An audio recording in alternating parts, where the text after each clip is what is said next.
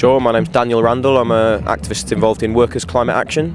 And why are you here today? What's the message you want to give? Well, Workers' Climate Action activists in Nottingham and the surrounding areas have been doing a lot of work in the build-up to the swoop in terms of engaging with workers at Ratcliffe and workers in the local community, distributing bulletins at shift changeover times, talking to them, finding out what their struggles are, what issues they're facing on the shop floor in the power station itself. And the reason we've done that is because we're a working class, anti-capitalist network within the environmental movement, and we believe that the people who fundamentally have the power to change what goes on in polluting and high emissions industries are the people who work in them.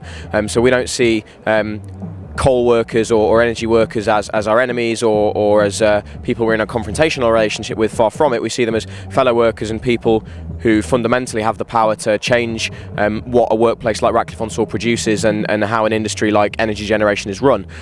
So that's been our involvement in the build-up to the swoop, and today part of the reason we're here is to talk to other swoopers, because there are a lot of different opinions within the environmental movement about how to relate to an issue like this. There are some people who just kind of have a very unilateral sort of shut it down kind of attitude, and we want to engage the rest of the movement in a dialogue about that and talk about potential solidaristic frameworks that could be established between climate movement campaigners and workers in industries like this. And do you think there's sometimes a tension when it comes to solidarity between climate and workers, especially when you kind of got controversial programs like coal coming into it? Yeah, I think there is certainly a real danger of tensions and hostilities developing. I mean, you only need to look at the relationship that the NUM, the mine workers union, has had to the climate movement, where the NUM sees the climate movement as something that's kind of very hostile to it, and has said in a lot of its publications and in sort of public statements that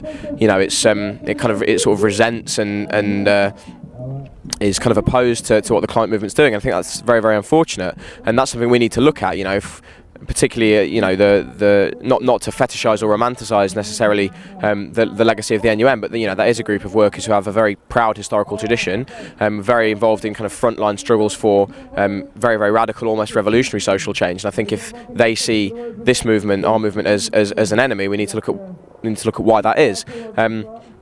There is certainly a risk of tension. I think some of the slogans and placards that people have got on the demonstration today aren't particularly helpful in that regard, and could be interpreted by workers at this plant as hostile or confrontational. But I think that means it's all the more important that activists within the environmental movement that have a class perspective, and activists within the labour movement, the workers' movement, who are active around green and environmental issues, do work all the harder to be involved in actions like this and make sure that those ideas about worker engagement, worker-led just transition, workers' control of industry are talked about, are discussed and are debated, and that workers in workplaces like this are engaged in a solidaristic relationship, and that we work together to build common struggles.